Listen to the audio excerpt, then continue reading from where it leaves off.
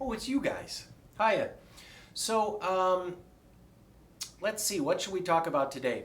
It's our 30th anniversary coming up. So on September 9th is officially our 30th anniversary.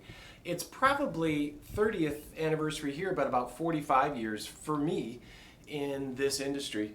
The one thing I never would have guessed is how hot Gibson electrics are from the 70s.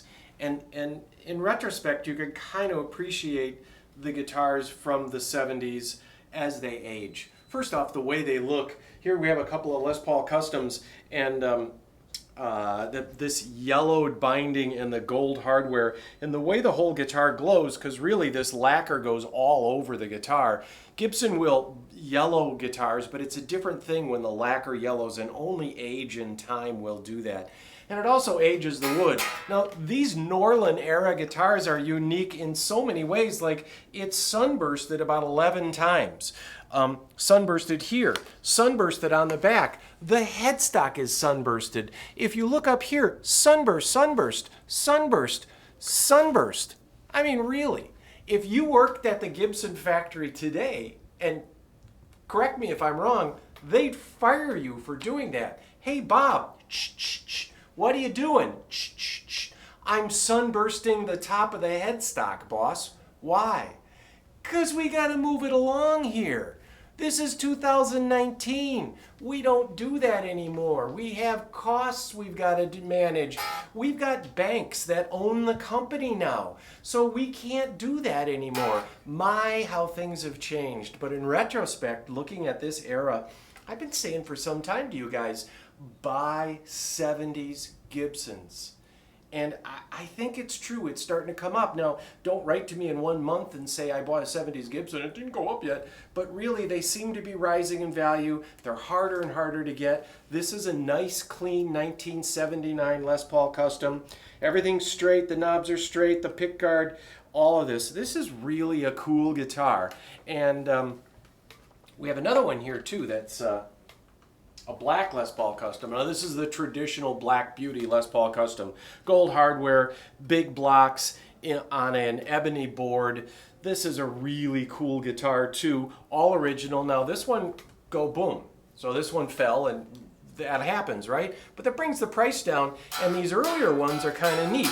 Now, I've also told you guys that I'm thinking of selling Willys. For us, it's been 30 years, and I'd love to hand the baton over to someone else. This is a profitable business. It's a fun business. Rock stars shop here. Lots of them.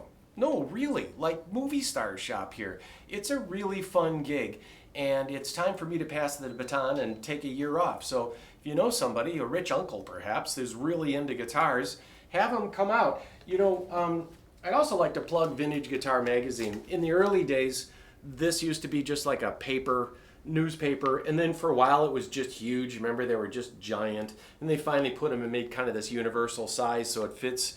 But this Vintage Guitar Magazine, they do really great articles.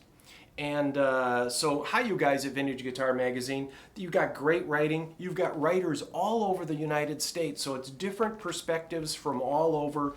You have a lot of different things that you will write about too. So if you want some in-depth, some of the other magazines, the guitar magazines, get a little, they're a little corporate, right? Vintage Guitar Magazine has this down-home kind of feel.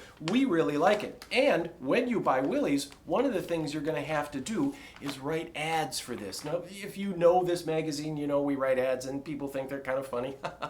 Yeah. So I'm going to share with you this week's ad. I was just writing it just moments ago on this guitar that's a broken headstock. Now again, this guitar is all straight, and it's about $1,000, $1,500 less if it didn't have a broken headstock. Yet, it's all straight, plays great, sounds great through an amp. I got an amp right here.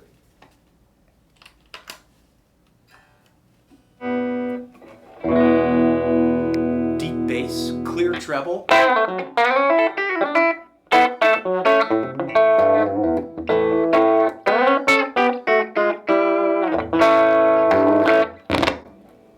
Cool. I love it. So, there's that. Now, here's my ad, okay? And you got to do this, when you own it, you have to do this like once a month. You got to pick something out, write something kind of funny. So this one is an old one, and I put aged. And this age and the school of hard knocks can really affect you. It lessens your magnetic pull, softens your voice, makes you howl more, you get better at articulating, yet you get louder with age, which is true of old guitars, is kind of the funny part. Unlike new guitars, you weep rather easy. I'm talking about old guys like me and the old guitar. It's fantastic. Coupled with yellowed lacquer and gold hardware, this 1972 Les Paul Custom, black, it's experienced, it's refretted. You're welcome. It's kind of poetry. You're gonna have to do it every week, and sometimes they're good, sometimes they're meh, I don't know. But the funny thing is, you see, that you think you're talking about an old guy, but it's really the guitar. And I always say you're refretted. You're welcome, because after someone else does a fret job, you don't got to do it. You don't got to be the first one. And, we'll just fade out from here. Come in on the guitar.